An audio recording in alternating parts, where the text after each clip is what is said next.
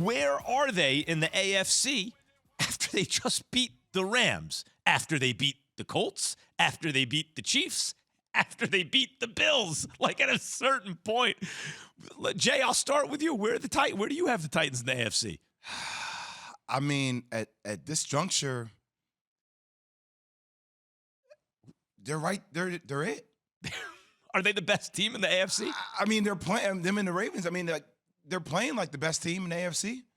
I'll give them their flowers for it. I mean, without Derrick Henry, I never thought I would say it. I didn't think they were going to come out with a victory, but they are playing like the best team in the NFC. What's nuts, Key, is I don't know if it's sustainable. Yeah, though. if that's what makes you always wonder about it. If Derrick Henry were healthy, I would say yes. They got Adrian Peterson.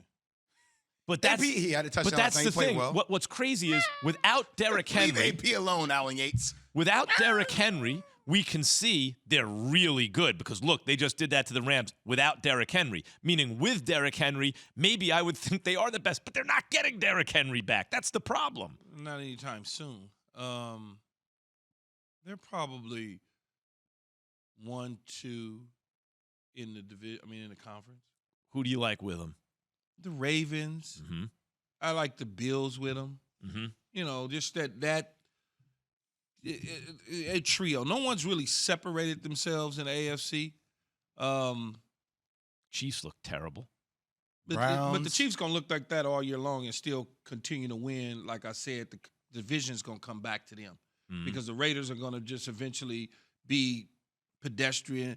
The Chargers are going to be where they're at, and they still got to play the Chiefs again. Denver's going to be where they're at. They still got to play the Chiefs twice. So when you start to look at that, it's like that part of it is going to come back to them. They just got to win their games and take care of their business. The Browns, healthy. The Browns are healthy. Browns are good. When they're healthy, the Browns they're good. look like that they're a good football team without distractions or whatever when they're healthy. So it's wide open. Everybody's kind of like all together. It's wide open. It's what, and the crazy. Look, I know why everyone liked the Bills. They looked top to bottom really good. Don't say everyone. Plus, they had the quarterback. Me, right? I like the Bills. A lot of people did. Yeah, because they top to bottom they're good, and they got the quarterback. You like the coach. You like this. You like that. Oh, and they got a quarterback that's not like Baker or Tannehill, a guy who has a little extra.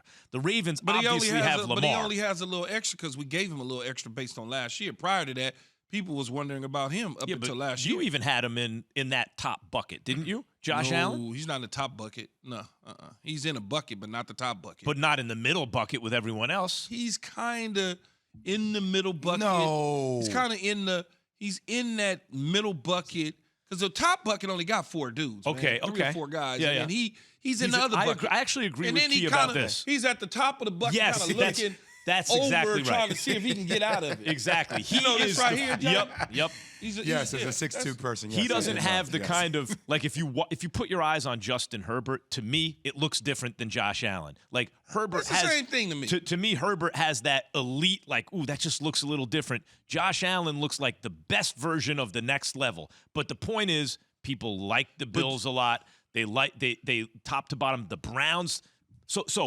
Okay, so getting back to the point, the Bills got extra at the quarterback. The Ravens got extra at the quarterback. The Bills and the Ravens actually got the same guy, except one guy's a little bit better than the other guy. Yeah. They're the same. They run the same run stuff. and they throw. And one dude just looked better. He just got the and the other dude is kind of like lumbering along. Yeah. They kind of do some of the same things.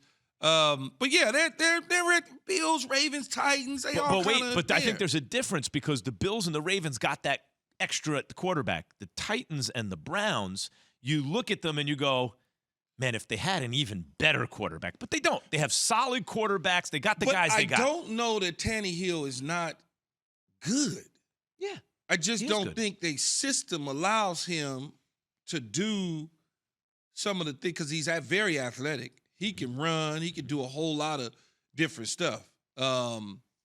Their style don't present itself to where you got a wow factor with him. You're right. It's just that's just very style. workmanlike, blue collar-like. Yes, but I think that's what stops people when you look at the Browns and the Titans. Ultimately, if I asked you guys, who's getting out of the AFC? Either one of you taking the Browns or the Titans?